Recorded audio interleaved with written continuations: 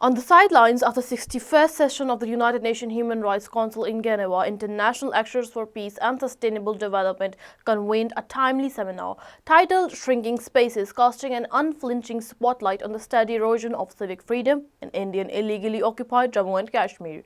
The discussion painted a troubling picture of a region where democratic expression is increasingly constricted under the way of sweeping security legislation.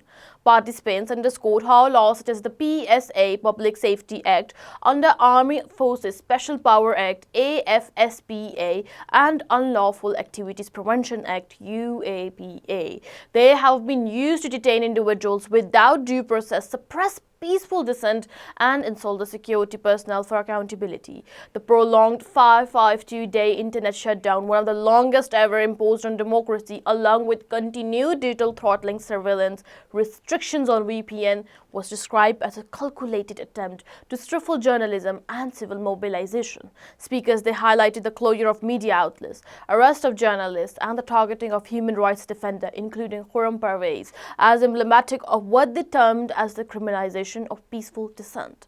The characterization of the region as a laboratory for prolonged emergency governance resonated deeply, raising concerns about the normalizing of exceptional measures that undermine universal human rights norms.